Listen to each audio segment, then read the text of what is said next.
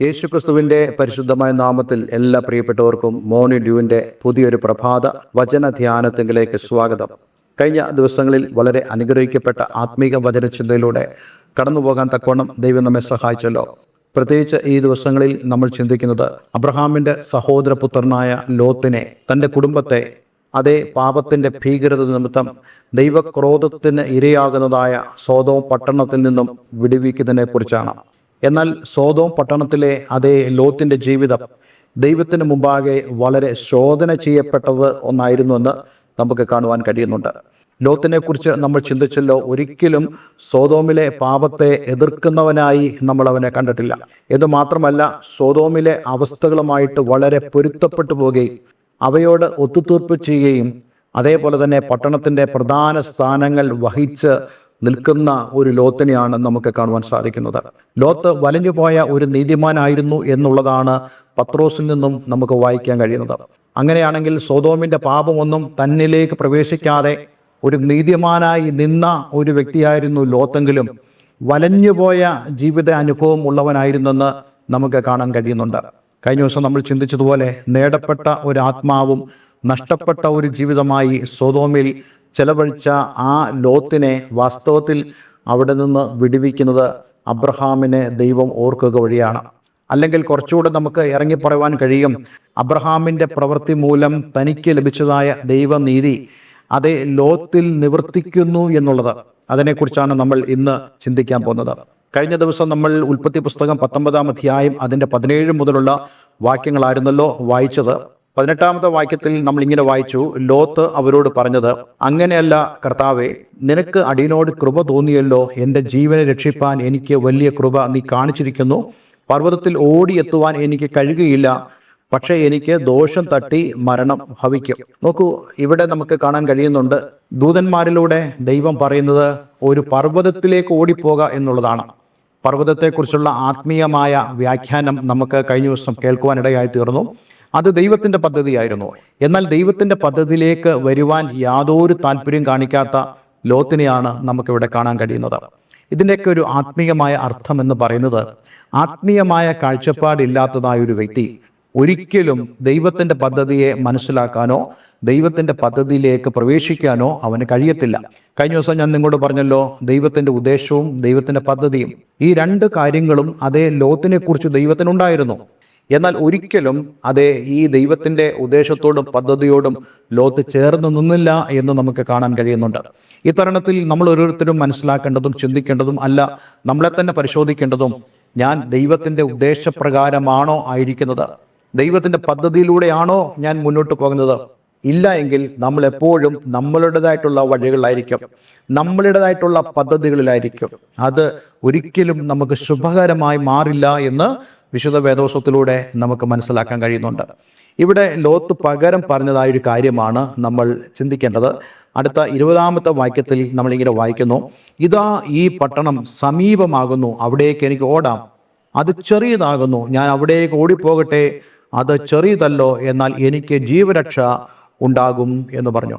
അപ്പോൾ ലോത്ത് തൻ്റേതായിട്ടുള്ള അഭിപ്രായം, തൻ്റേതായിട്ടുള്ള പ്ലാൻ, തൻ്റേതായിട്ടുള്ള ഉദ്ദേശത്തിൽ താൻ ഒരു പട്ടണം ചൂണ്ടിക്കാണിക്കുന്നു. ആ പട്ടണത്തിൻ്റെ പേര് ഇവിടെ തൽക്കാലത്തേക്ക് പറയുന്നില്ല.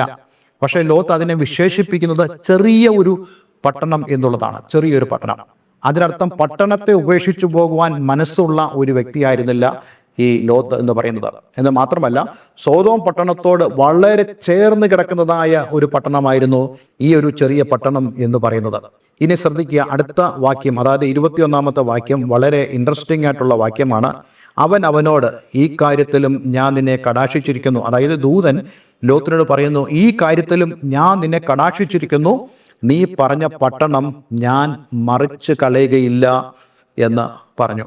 നോക്കൂ, നീ ഈ പറഞ്ഞ ഈ ചെറിയ പട്ടണം ഞാൻ ഒരിക്കലും മറിച്ച് കളയുകയില്ല. എന്തുകൊണ്ടാണ്? ഈ കാര്യങ്ങളെല്ലാം തന്നെ നമുക്ക് മനസ്സിലാക്കാൻ കഴിയുന്നത്, ഒരു വശത്ത് ലോത്തിൻ്റെതായിട്ടുള്ള പദ്ധതികളും ലോത്തിൻ്റെതായിട്ടുള്ള ഉദ്ദേശങ്ങളും അതേ ഇവിടെ വിഭാവനം ചെയ്യുമ്പോൾ, അതിൽ താൻ മുറുകെ പിടിക്കുമ്പോൾ, മറുവശത്ത് ദൈവത്താൽ അയക്കപ്പെട്ട ദൂതൻ മുമ്പിൽ നിൽക്കുക. ഈ ദൂതൻ വാസ്തവത്തിൽ കർത്താവ് യേശുക്രിസ്തുവിനെ തന്നെ പ്രതിനിധീകരിച്ചുകൊണ്ട് ദൈവത്തിൻ്റെതായിട്ടുള്ള അരുളപ്പാടുകൾ ലോത്തിനോട് സംസാരിച്ചുകൊണ്ടിരിക്കുക.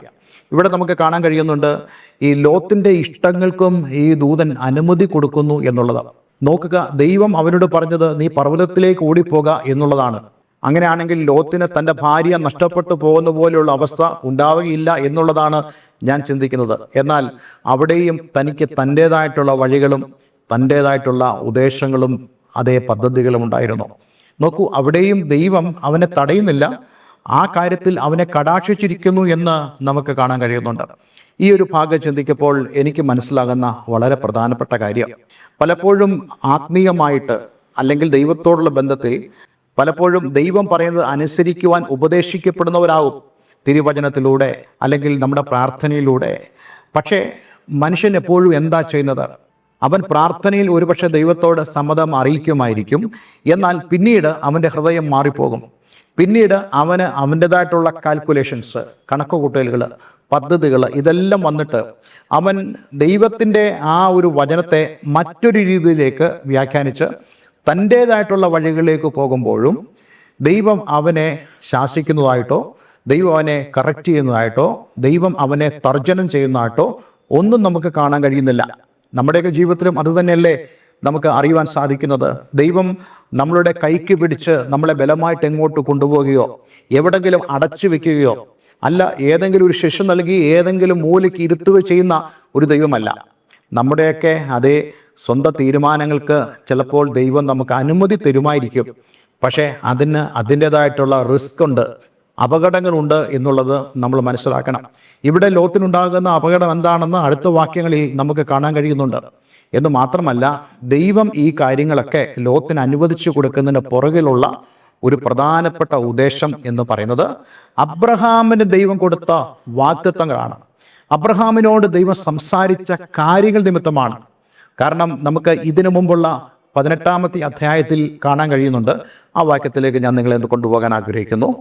18-ന്റെ 25-ാമത്തെ വാക്യമാണ്, ഇങ്ങനെ നീ ഒരു നാളും ചെയ്യുന്നതല്ലോ, നീതിമാൻ ദുഷ്ടനെ പോലെ ആകത്തക്കവണ്ണം ദുഷ്ടനോടുകൂടെ നീതിമാനെ നീ ഒരു നാളും കൊല്ലുകയില്ല, സർവഭൂമിക്കും ന്യായാധിപതിയായവൻ നീതി പ്രവർത്തിക്കാതിരിക്കുമോ? നോക്കൂ, ഈ സർവഭൂമിക്കും ന്യായാധിപതിയായവൻ നീതി പ്രവർത്തിക്കാതിരിക്കുമോ എന്ന് അബ്രഹാം പറയണമെങ്കിൽ ആ നീതിക്ക് കാരണമായ പ്രവൃത്തികൾ അബ്രഹാമിൻ്റെ ഭാഗത്തുനിന്ന് ഉണ്ടായി എന്ന് നമുക്ക് കാണുവാൻ കഴിയുന്നുണ്ട്. അങ്ങനെയാണെങ്കിൽ എന്താണ് അബ്രഹാമിൻ്റെ പ്രവൃത്തി അതേ ദൈവത്തിൻ്റെ നീതിക്ക് കാരണമായി തീർന്നത്?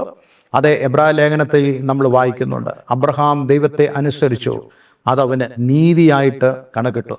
ഇനി ഈ നീതി എങ്ങനെയുള്ള നീതിയാണ്?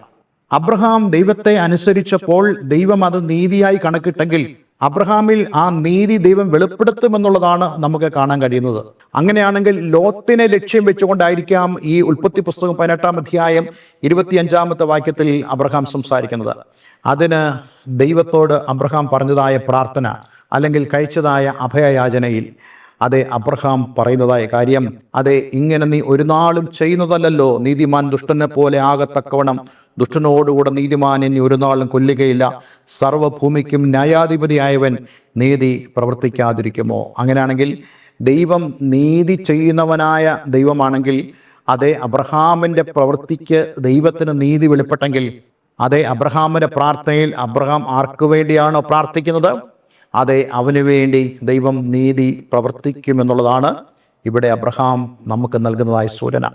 അതിൻ്റെ ഒരു വളരെ വ്യക്തമായ തെളിവാണ് ഈ അധ്യായത്തിൽ തന്നെ, അതായത് ഉൽപ്പത്തി പുസ്തകം 19-ാം അധ്യായത്തിൽ അതിൻ്റെ 29-ാമത്തെ വാക്യം നമ്മൾ വായിക്കുമ്പോൾ, എന്നാൽ ആ പ്രദേശത്തിലെ പട്ടണങ്ങൾ നശിപ്പിക്കുമ്പോൾ ദൈവം അബ്രഹാമിനെ ഓർത്തു, ലോത്ത് പാർത്ത പട്ടണങ്ങൾക്ക് ഉന്മൂലനാശം വരുത്തുകയിൽ ലോത്തിനെ ആ ഉന്മൂലനാശത്തിൽ നിന്നും വിടുവിച്ചു. അബ്രഹാമിനെ ഓർത്തു മാത്രമാണ് ദൈവം ലോത്തിനെ വിടുവിക്കുന്നത്. അങ്ങനെയാണെങ്കിൽ അബ്രഹാമിനെ ഓർത്തു മാത്രമാണ് അതെ ലോത്തിൻ്റെ ആഗ്രഹങ്ങൾക്ക് ദൂതൻ അനുമതി കൊടുക്കുന്നതെന്ന് നമ്മൾ മനസ്സിലാക്കണം.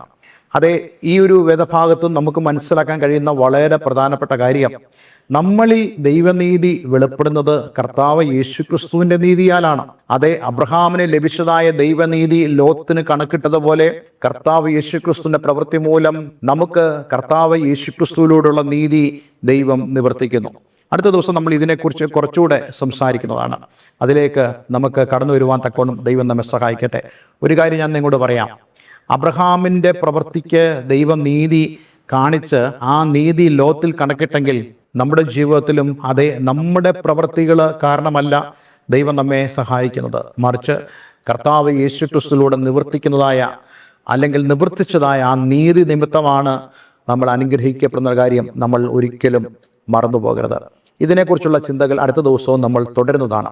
പക്ഷേ ഇന്ന് നമ്മൾ ഓരോരുത്തരും മനസ്സിലാക്കണം, എൻ്റെ വഴികളിൽ അതേ ഞാൻ പലപ്പോഴും സഞ്ചരിക്കുമ്പോൾ, എൻ്റെ ഉദ്ദേശങ്ങളിലും എൻ്റെ ലക്ഷ്യങ്ങളിലും അതേ എൻ്റെ പദ്ധതികളിലും ഞാൻ മുന്നോട്ട് പോകുമ്പോൾ അത് ദൈവത്തിന് പ്രസാദകരമാണ് എന്ന് നമ്മൾ ചിന്തിക്കരുത്. മറിച്ച് ഇത് ദൈവം എന്നോട് കാണിക്കുന്ന കരുണയാണ് എന്ന് മനസ്സിലാക്കിക്കൊണ്ട് ദൈവസന്നിധിയിൽ എപ്പോഴും താഴ്മയുള്ളവരായി നമുക്ക് ജീവിക്കാൻ കഴിയണം. ഇതൊക്കെയാണ് നമ്മെ താഴ്ത്തുന്നതായ പ്രധാനപ്പെട്ട കാര്യം. അതുകൊണ്ട് നമ്മൾ ഒരിക്കലും ദൈവസന്നിധിയിൽ ഡംഭം കാണിക്കുന്നവരായിരിക്കരുത്, അഹങ്കാരികളായിരിക്കരുത്. എപ്പോഴും ദൈവസന്നിധിയിൽ താഴ്മയുള്ളവരായി നമ്മൾ നിൽക്കണം. അതേ വിശുദ്ധ വേദപുസ്തകത്തിൽ നമ്മൾ വായിക്കുന്നുണ്ടല്ലോ, അതേ പത്രോസ് ലേഖനത്തിൽ നമ്മളിങ്ങനെ വായിക്കുന്നു, അതേ യഹോവയുടെ സന്നിധിയിൽ താഴുവീൻ, എന്നാൽ അവൻ നിങ്ങളെ ഉയർത്തും.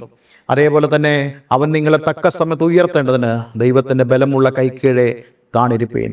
ആ ഒരു അനുഭവത്തിലേക്ക് ഇന്ന് നമുക്ക് കടന്നു വരുവാൻ ദൈവം നമ്മെ സഹായിക്കട്ടെ. ഒരു നിമിഷം നമുക്ക് പ്രാർത്ഥിക്കാം.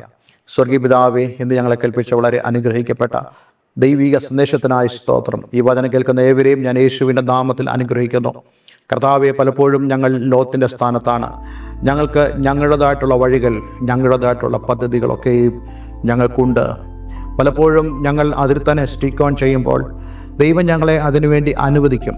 എന്നാൽ ഞങ്ങൾക്ക് ശരിയായിട്ടുള്ള ആ ദർശനം പ്രാപിച്ച് ദൈവത്തിൻ്റെ വഴിയിൽ തന്നെ ഞങ്ങളുടെ വഴി വിട്ട് ദൈവത്തിൻ്റെ സന്നിധിയിൽ തന്നെ, ദൈവ വഴിയിൽ തന്നെ, ദൈവത്തിൻ്റെ ഉദ്ദേശത്തിലൂടെ തന്നെ കടന്നു പോകുവാൻ ഞങ്ങൾ ഏവരെയും അങ്ങ് സഹായിക്കണമേ.